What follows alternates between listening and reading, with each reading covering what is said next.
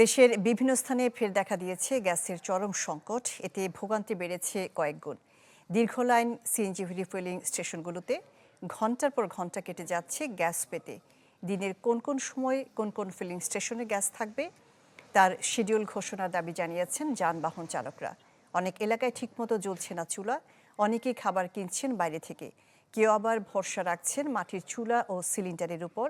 কবে নাগাদ সমস্যার সমাধান হবে তার উত্তর মিলছে না। মানে একদমই গ্যাস নাই, দিনেও নাই রাতেও নাই। বাচ্চার খাওয়া দাওয়ার অসুবিধা হইতেছে, বাসায় মুরব্বী আছে, নাস্তাও বানাইতে পারতেছি না।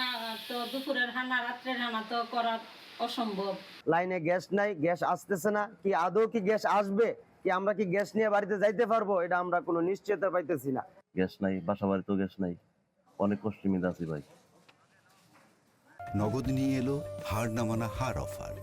সর্বনিম্ন 10,000 টাকা রেমিটেন্স নগদে পাঠালে থাকছে স্বর্ণের হার জেতার সুযোগ। এদিকে ব্রাহ্মণবাড়িয়ার ফিলিং স্টেশনগুলোতে দেখা দিয়েছে গ্যাসের তীব্র সংকট। এ নিয়ে খবর জানাতে যুক্ত হচ্ছেন প্রকাশ দাস। প্রকাশ দাস, ব্রাহ্মণবাড়িতে গ্যাস সংকট এখন কেমন? জি শাহনাজ, মূলত এলএনজি সংকটের কারণে গতকাল থেকে কিন্তু দেশের বিভিন্ন জেলার মতো ব্রাহ্মণবাড়িতেও গ্যাসের তীব্র সংকট দেখা দিয়েছে, যার প্রভাবে ব্রাহ্মণবাড়িয়া জেলার প্রায় 22,000 আবাসিক এবং বাণিজ্যিক গ্রাহক পর্যায়ে চরম দুর্ভোগ রয়েছে। তবে এর মধ্যে সবচেয়ে বেশি যে দুর্ভোগ আমরা লক্ষ্য করছি জেলার যে 5টি সিএনজি ফিলিং স্টেশন রয়েছে সেখানে, কারণ এখানে কিন্তু গতকাল থেকে গ্যাস বন্ধ হয়ে যাওয়ার পর থেকে যারা গ্যাস নিতে আসা গ্রাহক রয়েছেন বা অটো রিক্সা চালক এবং প্রাইভেট চালকরা রয়েছেন তাদেরকে কিন্তু গতকাল থেকে এই সিএনজি ফিলিং স্টেশনে দিন কাটাতে হয়েছে। এখানে কিন্তু তারা রাত্রিও যাপন করেছেন এবং এই কারণে কিন্তু তাদের যে গ্যাসের সংকটের কারণে তারা কিন্তু তাদের যে গন্তব্য সেখানেও কিন্তু যেতে পারছেন না। তো আমরা যারা সিএনজি অটো রিক্সা চালকরা রয়েছে বা প্রাইভেট কার চালকরা রয়েছে তাদের সাথে কথা বলেছিলাম।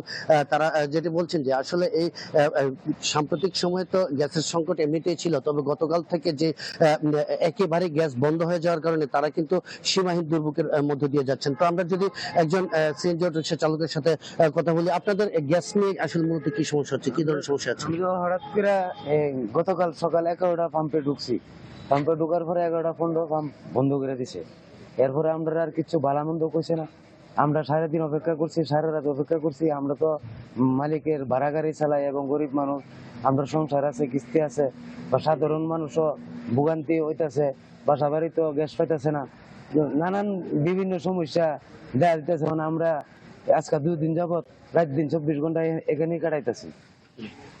জি শাহনাজ, আপনি যেমনটা শুনছিলেন যে আসলে এই গ্যাস সংকটের কারণে কেবল এই যে সিএনজি ফিলিং স্টেশনগুলোতে তেমনটি কিন্তু নয়, বাসাবাড়িতেও কিন্তু এই গ্যাসের সরবরাহ বন্ধ রয়েছে। যে কারণে আমরা দেখেছি আজ সকাল থেকে কিন্তু বিভিন্ন বাসাবাড়িতে লাকড়ির চুলা এবং সিলিন্ডার গ্যাস দিয়ে কিন্তু তাদের রান্নাবান্নার কাজ সারতে হচ্ছে। একই সাথে ব্রাহ্মণবাড়িয়া জেলায় যে 17টি বেসিক শিল্প কারখানা, যে 17টি গ্যাস নির্ভর কারখানা রয়েছে সেগুলোর কার্যক্রম কিন্তু বন্ধ রয়েছে। তবে বাখরাবাদ গ্যাস ডিস্ট্রিবিউশন কর্মকর্তা জানিয়েছেন যে আসলে কবে নাগাদ এই গ্যাস সরবরাহ ঠিক হতে পারে সেটি কিন্তু এখনো তারা নিশ্চিত নয়।